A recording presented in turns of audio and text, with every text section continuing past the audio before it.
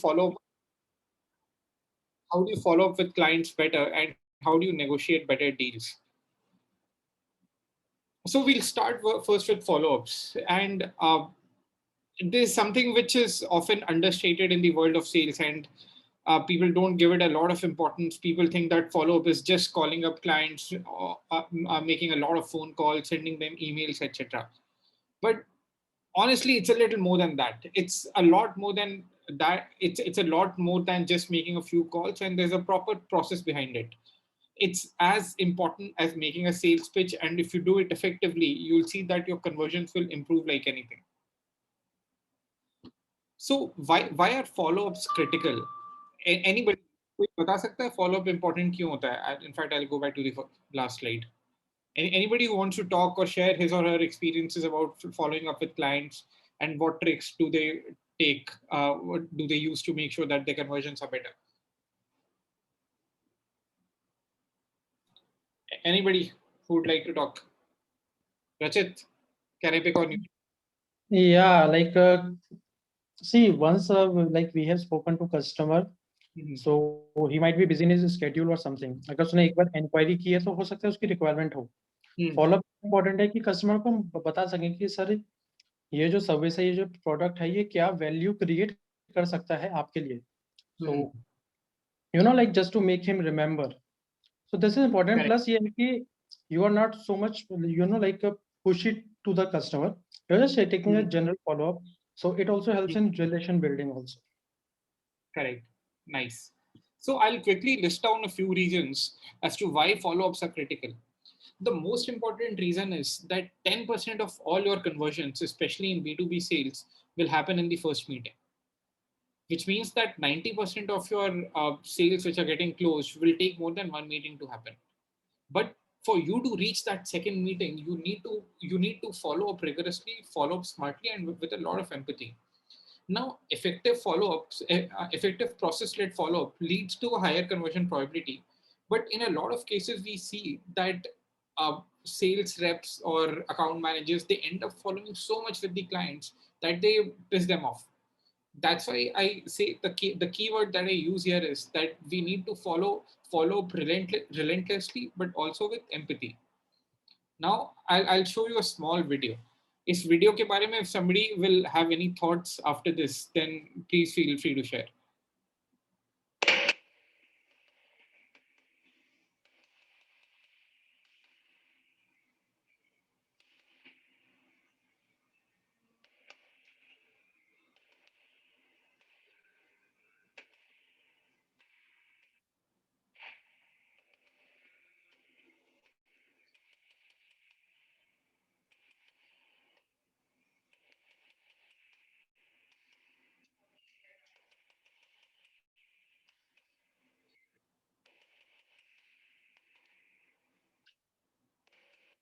Any thoughts on this video? Why are we watching this?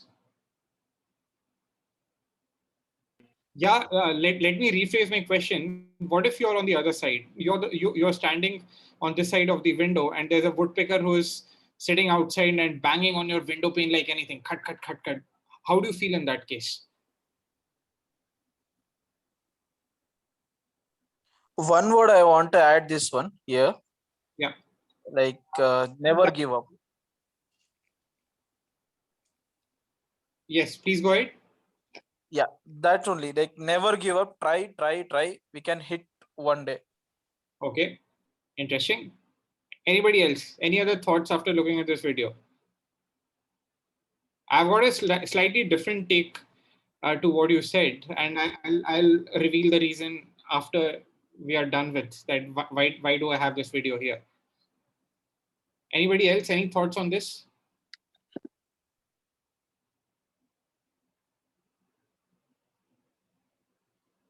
Okay, I'll go ahead.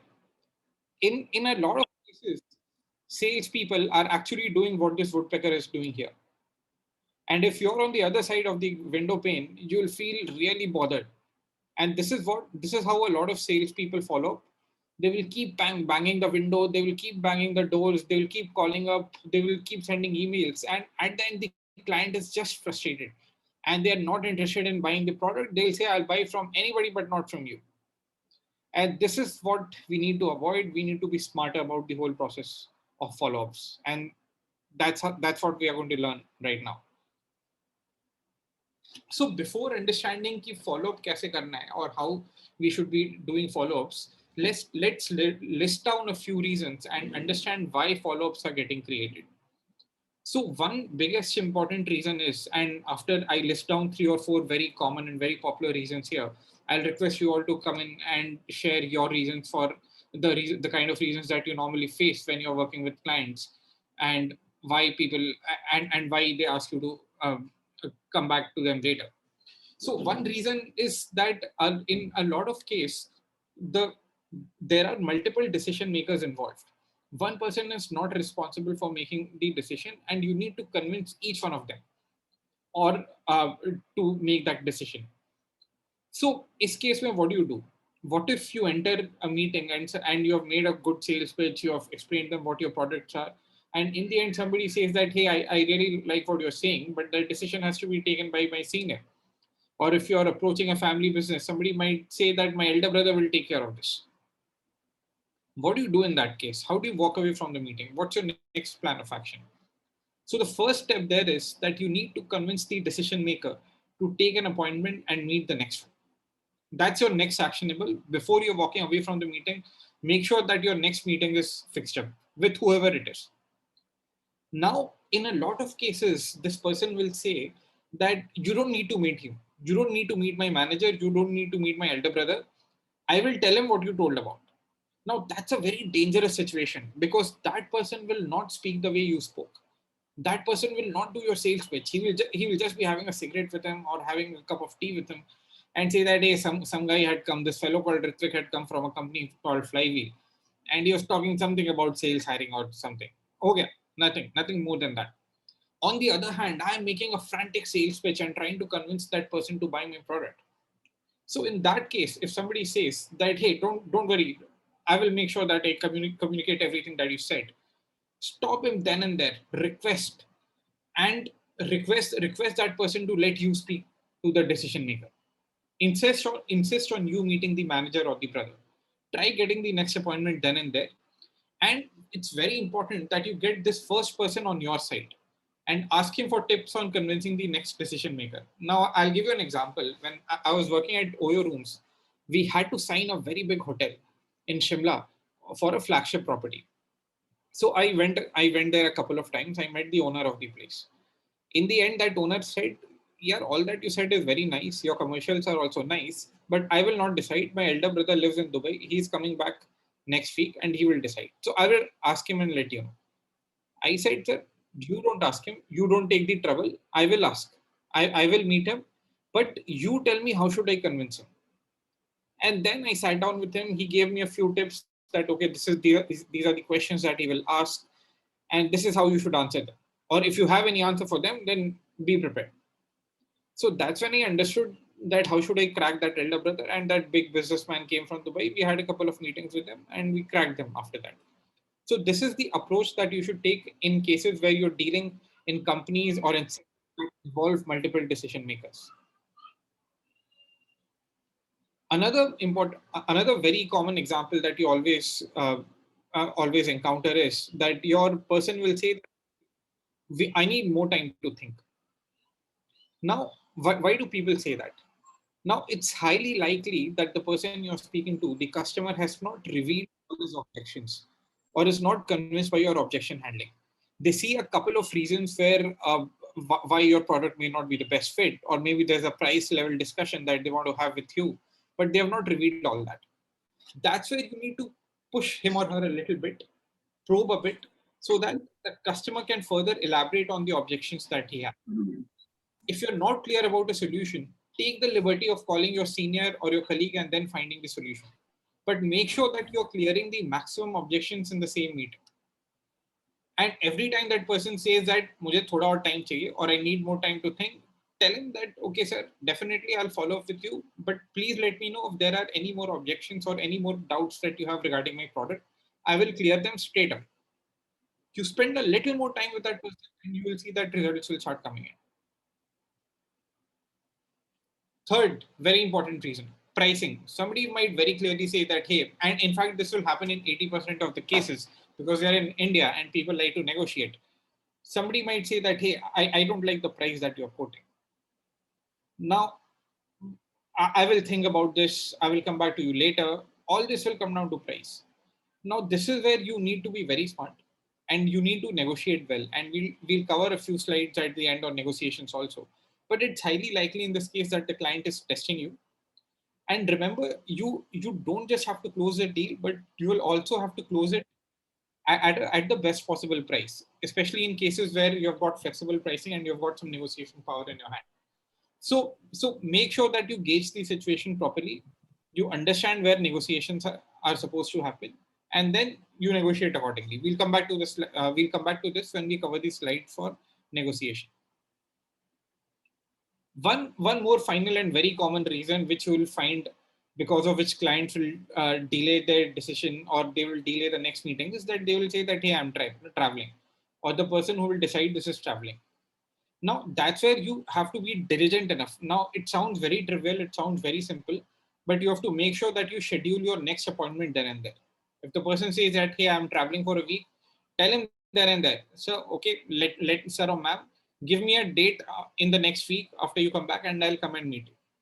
Or at least tell me a time and date when I should call up. If I'm not supposed to meet you, I should at least connect with you on call. And then you follow up as per schedule. So, four primary reasons that I've spoken about. One is follow-ups are created when multiple decision makers are involved. Second is when they say that they need more time to think. How do you tackle the situation? We just covered that. Third is pricing. If the client wants to negotiate and is just buying time for that. Fourth is decision maker is traveling. Any other reason? कोई और बताएगा? Will anyone like to talk about some other reasons what that they have encountered with clients which because of which they have had to follow? क्यों करना पड़ता है follow up हम लोग को? Any other reason?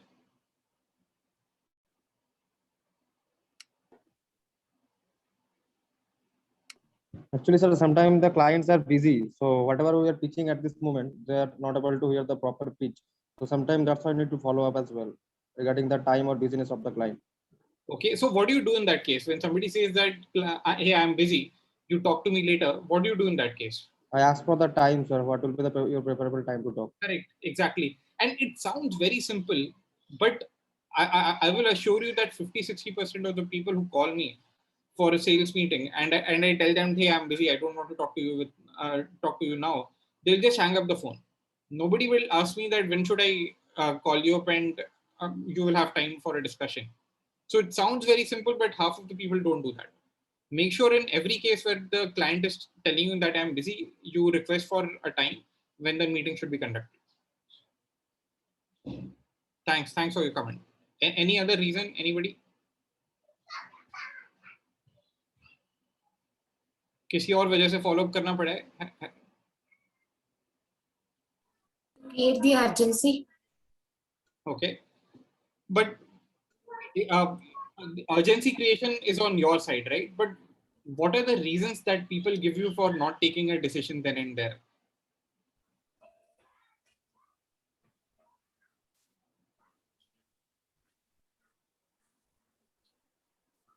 So when you go out for selling a product, what are the reasons that people give that, hey, I can't decide right now?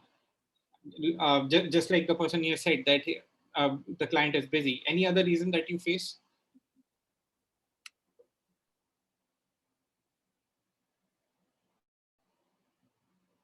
Okay, never mind. We'll move ahead. So this is where we'll understand how we should decode follow-ups in a stepwise manner. The first step after every meeting that you conduct is to send an email out. Now we call this the first email. What's the objective? The objective is to summarize discussion and create recall. Every time a meeting is completed, every time a meeting is done, the first thing that you need to do is immediately after the meeting ends, you create a short email and send it out to the client. You have to summarize the discussion and decode the next actionable. So what should be there in that email that you send out? First is it should be a very personalized opening line from the meeting. It should have a summary of the discussion that you had, and it should have next steps with clear timelines. If you are supposed to send a price quotation, say that, hey, I'll come back to you in 3 days and send a price quotation. If your customer is supposed to give you some additional requirements, then mention that I will look forward to receiving the requirements from you. But make sure that the next actionable steps are very clearly highlighted. Important, never copy paste an older email. I've seen a lot of cases where salespeople have got the habit of copying an existing email that they had sent to some other person, and they'll just copy paste it there, that this is the price structure. In a lot of cases, what happens is that you'll end up using the wrong name and your customer will get pissed off. Do not over pledge.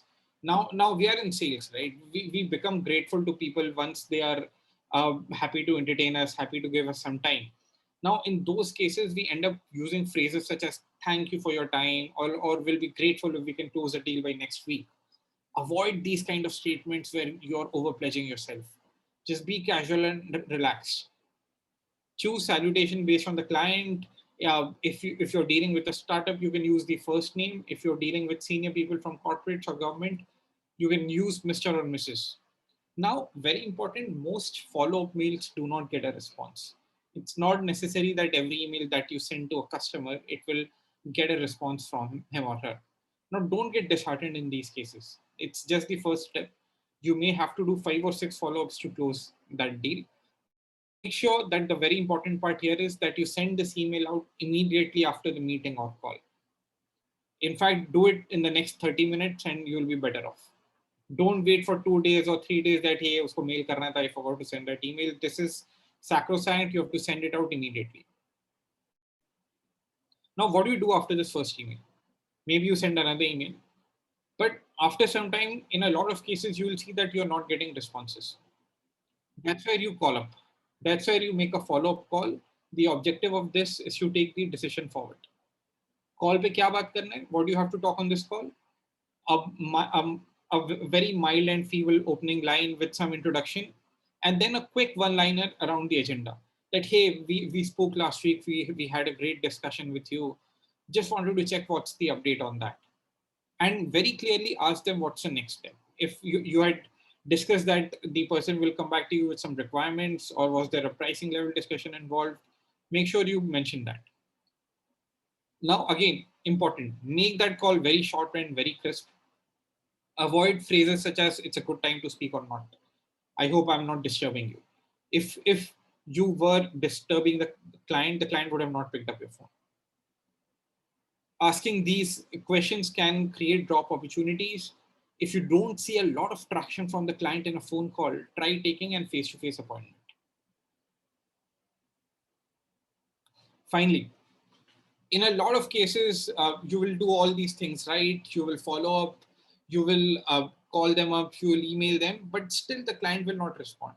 The primary reason for this is that they may find something else that they liked, or they may not have this requirement to purchase your product right now.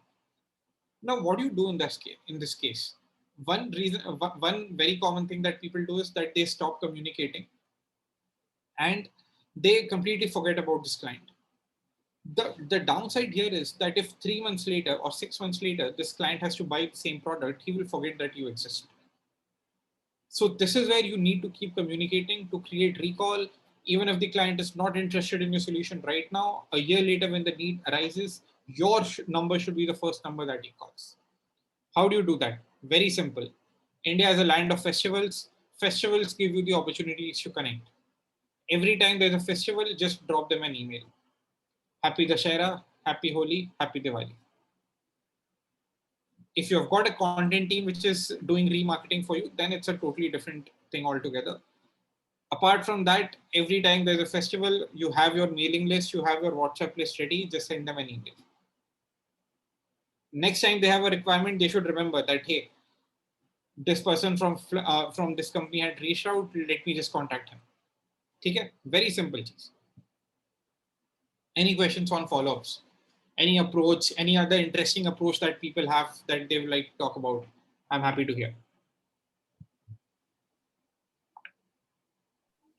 How could we do the follow-up with B2B business? Like you've told about Indian consumers, right? We can send them the emails of festivals and all. But if you're dealing with US people and if you have to do follow-up with them, so to make them remember you, what kind of things we could do? Find out the festivals in their country. Okay. 4th July, Halloween. Okay. Simple, right? Yes, yes. Sorry, I didn't get who asked this question. Can I get your name, please? My name is Nikita Agrawal. Oh, Nikita, hi. I remember you from the session we had last time. Yes, yes. Yes. So just be familiar with their culture. And especially when you're working in international sales or international business, you'll have to do a lot of other things to get imbibed into their culture. So when I was working, so I had worked in Motocop for around 2.5 years. And that's when I used to work in East Africa and Middle East when I would travel to Turkey. So I was very familiar with the festivals that they have, the kind of food that they would eat, the way they would treat each other. And you have to do all this just to build a connect with them, just to build a sense of familiarity with them. So it's very, very interesting. Okay. Anybody else? Any other questions?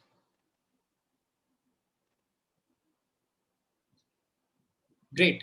So next stop, we'll cover a few slides on negotiations and closing. And this is another very important part because every time you're making a sale, you're trying to close a deal, the client will not agree to your price in the first go. So how do you make offers that the client can't refuse? And in a lot of cases, people say that, hey, negotiation is just about being smart, throwing prices here and there, dressing up well and all that. But it involves a lot of homework or pre-work, as I call it, which will help you decide how you should negotiate. And it works beautifully. It works just like a drama on stage. That, hey, I decide this is what the customer will say, then I act this way, this is the price that I quote, and you have to script it out. That's what good salespeople do. They make scripts and then they start negotiating, and that helps them convert more accounts at the price that they want.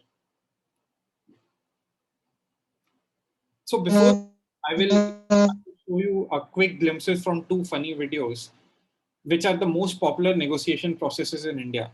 One is an auto driver, the other is buying vegetables. Just a few seconds and then you will get an idea.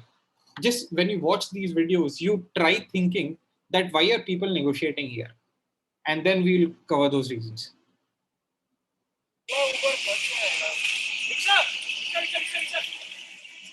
चलोगे? आज चलेगा? चलोगे? हाँ, कितना? 50. नहीं 100 में जाएगा आपको. 50 100 50 ठीक है यार यहाँ से. अरे रुको आपको. 100 फीस. हाँ 100. 120 लगेगा. नहीं है. कैसे आ जाते हैं पैसेंजर लोग? Hey guys, press the bell icon and never miss a video from the Timeliners. ये आलू कैसे दिए? 20 रुपए किलो मैडम. नहीं. लौकी? 30 रुपए किलो मैडम. नहीं. कद्दू? 50 रुपए किलो मैडम. 25 में दे दो भैया. नहीं.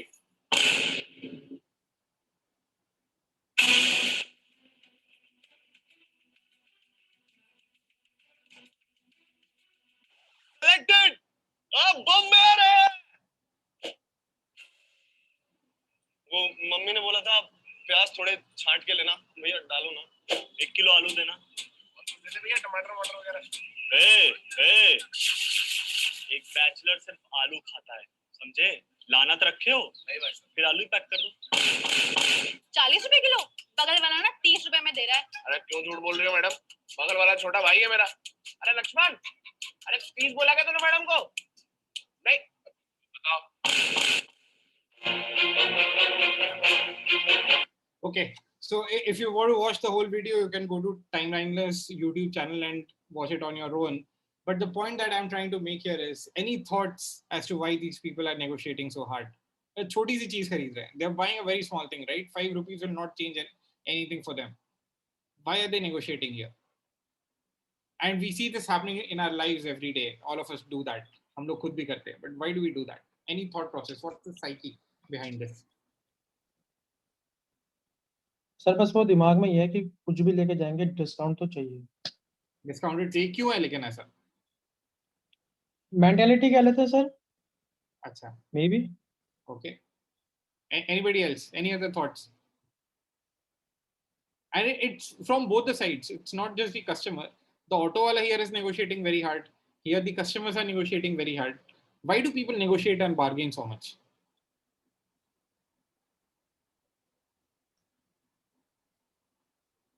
Because maybe they don't know what is the fixed rate in the market. So they might be thinking that this product may get in lesser prices also. That is there in my mind. That is there in their mind. So they're negotiating. Very valid point. Very valid point. So, have you ever, have any of you, like while traveling in an Uber cab or an Ola cab, ever tried negotiating with the driver that, hey, the fare on Uber is 248 rupees, I'll pay you only 200? Has anybody done that? No, right? Nobody No. would have done that. No. Correct. So this is where there are primarily three reasons why people negotiate, and it's very important for us to understand the reasons why people do that. One is lack of trust. When you don't trust the person in front of you to give you a fair price. The second is lack of a transparent pricing structure. Now, if there's a rate which is already published there and your vegetables are being weighed according to that, you will not negotiate. But if this transparent pricing structure is absent, then you will end up negotiating. Thirdly, is it in our nature? Like, am I correct if I'm saying that in that negotiating and bargaining is in the nature of Indians? Is it true? Yes, correct. It is the DNA of Indian people. We look for price for everything. Correct. So I'll not contest that. I think that's something for each one of us to introspect and decide. But I agree with you because of the absence of a transparent pricing structure across most of the things that we have purchased over the last 20, 30, or even for our parents 50, 60 years, it has been a part of our habit, and it's slowly gradually decreasing also, given that we have now started purchasing products from retail outlets, from supermarkets and all that, where everything has got a price tag associated. So gradually that habit is decreasing, but still a part of that is still there in our nature. And especially if you go in a B2B deal where there's no fixed pricing, everybody knows that, hey, there's scope to negotiate. What do you do in that case? So how to negotiate? Is negotiating all about pleading, begging, or being shrewd and being over smart? Not really. There is enough process and structure to be applied in negotiations. And similar to a sales pitch, before every negotiation meeting, you need to do your pre-work. Let's see. Now, I'll give you some very key negotiation concepts here, which you should always remember before you are trying to negotiate everything. And in fact, next time if you have to buy vegetables, don't order on Big Basket. Just go to the nearest vegetable thela wala or the store where some negotiation is possible, and try adopting this approach and practicing a bit before you go to your all important B2B meeting. The first step here is there's a concept called target price. Now, target price is the price at which the buyer or the seller wants the negotiation to close. So if I am the buyer, my target price will be something else. If I am the seller, my target price will be something else. Now look at this. Target price seller, target price buyer. Both are at different points of the line. After this, there's a term called reservation price. The minimum price at which the seller can sell a product and the maximum price that the buyer will pay. This is somewhere here, and we would have seen this in a lot of cases, right? If you try uh, if you try negotiating with an auto wala and he says that I'll go in minimum 100 rupees, nothing less than that. So that 100 rupees is his reservation price. And if you say that I will pay maximum 80, not a paisa more than that, then that 100 is your reservation price. At the point at which these points, the reservation prices or the target prices meet, that decides the transaction. And this whole zone is called the zone of possible agreement. It's the range between the reservation price of the buyer and the reservation price of the seller. For the transaction to happen, the reservation price of the seller has to be less than the reservation price of the buyer. And both have to come to a mutually agreeable amount. So Every time before you're going for a meeting, try listing down these things. Try listing down your target price that, hey, I want to close this deal for 40,000 rupees. But then your manager has told you that while you want to close it at 40, he's okay if you close it at 35 also or 30 also. You can apply some discount on your behalf. So make sure that you have got these numbers inside your head. Now you have to estimate that what's the buyer's target price or the reservation price. Now वो समझने के लिए, to understand that, you also need to understand a different concept which is called Batna. Batna is best alternative to a negotiated agreement. In your case, what do you do if this client will not buy your product? It's not possible, right? That all negotiations will be successful. Some of them will be, some of them will not be. So what do you do if the client refuses to pay you 35,000 or 40,000 for this product? You've got your monthly targets. You need to beat your monthly targets. Do you have other customers in your pipeline or not? That's your partner. So be specific about that. Have this inside your head. That what if this person doesn't buy? What's the next option that I have? Similarly, in that case, what if the client doesn't buy your product? Does he or she have some other option or not? Is there a similar product in the market which is being sold for a lesser price? That's where your pre-work will happen. That's where you'll do a lot of work. You'll do competitive benchmarking. You'll do a survey of all the products which are available in the market, and then find out at what price are they being sold. Now, if I know that there are only 3 more products in the market, all of them are sold at minimum rupees 50,000. I know that the client does not have a button. He does not have, I am offering him the best price and the best services. And he will, if he doesn't buy from me, he will not get a cheaper option. He has zero Batna. So I can negotiate harder with him. I can sell him my product for 40,000. I don't need to decrease my reservation price. And this is something that you will only get through a lot of research, through a lot of market study.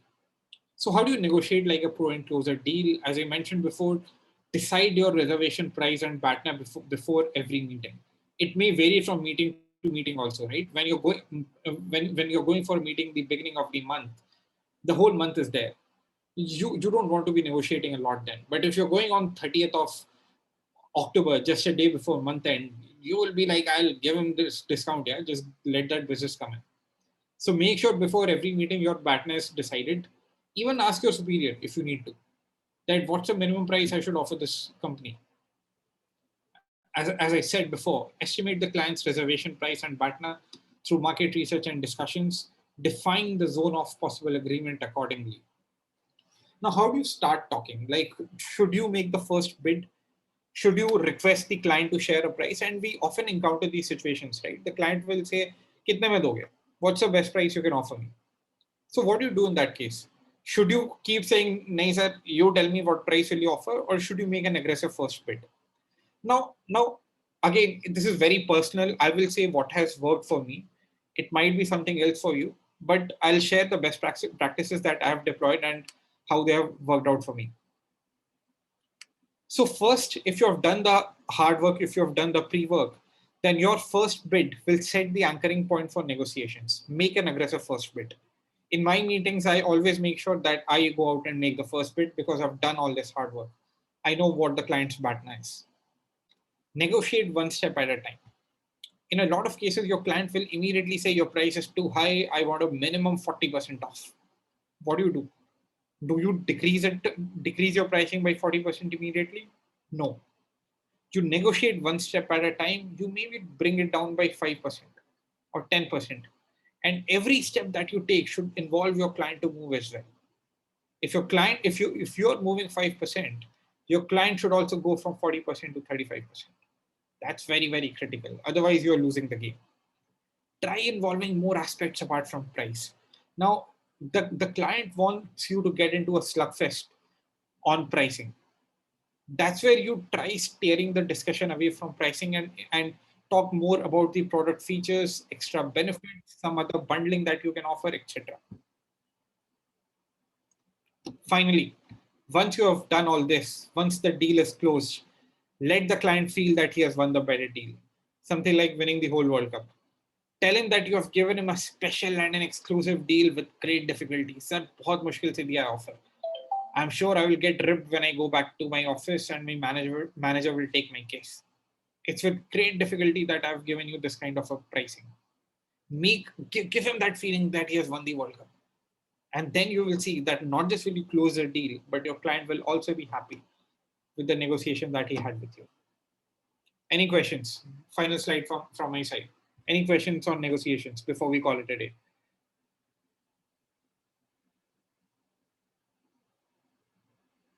Anybody?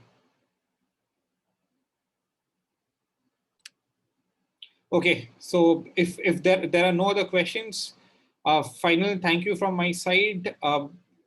There's a WhatsApp group that we have. Many of you are already a part of that. Dipanshu, I'll request you to share the link to the WhatsApp group on the chat window. Will be great if you can join it.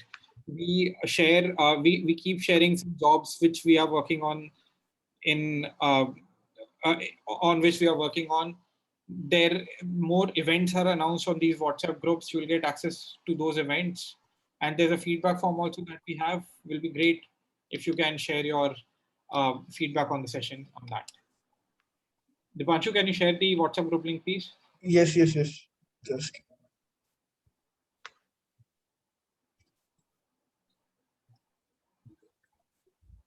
Great, that's a group. There's no spam. We don't send any good morning messages.